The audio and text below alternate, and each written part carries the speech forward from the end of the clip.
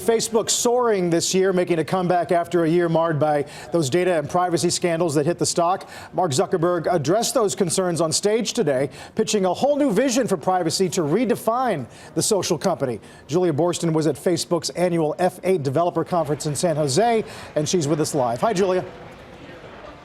Well, Carl, Mark Zuckerberg says the future of Facebook is private, and the encrypted end-to-end messaging and private messaging that they're focused on now will end up being more valuable to the company in the long term than the more public form of the newsfeed. Take a listen.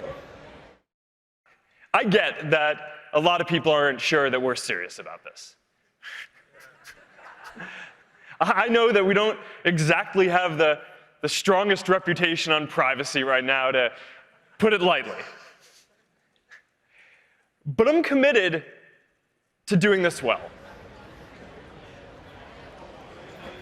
Zuckerberg unveiling a redesigned Facebook app featuring groups and stories from close friends.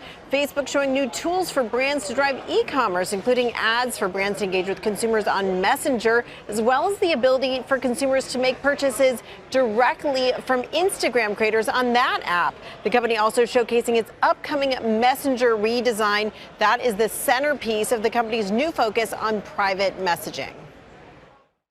Now we're working towards making end-to-end encryption and reduced permanence the default across all conversations. And when we do this across both Messenger and WhatsApp, we're going to enable more than 2 billion people around the world to have their most personal conversations with each other privately, without having to worry about hackers, governments, or even us being able to see what you're saying. Now, Facebook shares didn't move much on today's news, but last week they did gain over 8% on earnings results, and also CEO Mark Zuckerberg reassuring investors that the shift in strategy to focus on privacy would not have any negative long-term effects over the long run, and that they would be able to achieve their long-term potential revenue goals. Now, Etsy shares, though, I have to say, Etsy shares did drop on today's news that Facebook is so focused on e-commerce and giving those tools to developers. Back over to you, Carl. Fascinating, Julia. Thank you very much. Let's trade this, Karen. Yep. Public, private. Do we know what this company believes in terms of social right now? No, but we believe they want to make money. I really believe that. I mean, they are really committed to that cause. And, you know, so obviously they've had a very difficult year, but I don't think they are the sole poster child anymore for bad privacy behavior. So I think that is somewhat fading. I think them doing that, putting aside the reserves for the FTC charge, that's good. They're asking for legislation so they know how they can comply. So they're not always, you know, in trouble. And I think also one other minor thing, we have Slack. Maybe that gives us a little bit of sense of what WhatsApp, what could that be worth?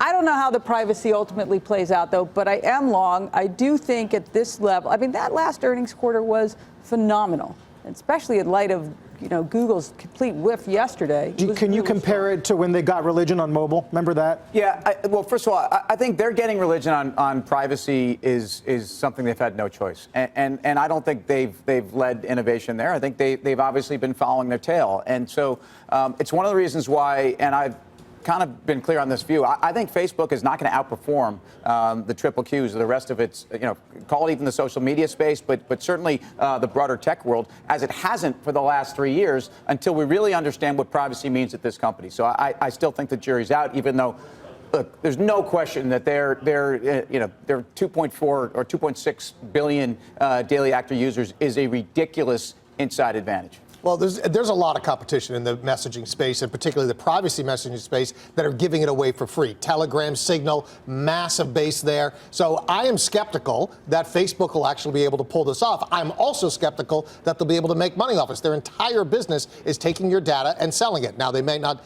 actually sell the data. They'll sell ads against it. So they have to now turn this business and make it an e-commerce business. Maybe they can do it, but that's not their core competency. So I'm 93% of their ad revenue now is mobile. So there's not a lot left in terms of that. But it's remarkable nonetheless, right? And that headcount increased 36% year over year. I mean, that's a significant number. I think to BK's point, tremendous quarter. Karen's right, but how much is left? This was a $210 stock, give or take, in July of last year. We obviously know where it traded down to. We're right back there again.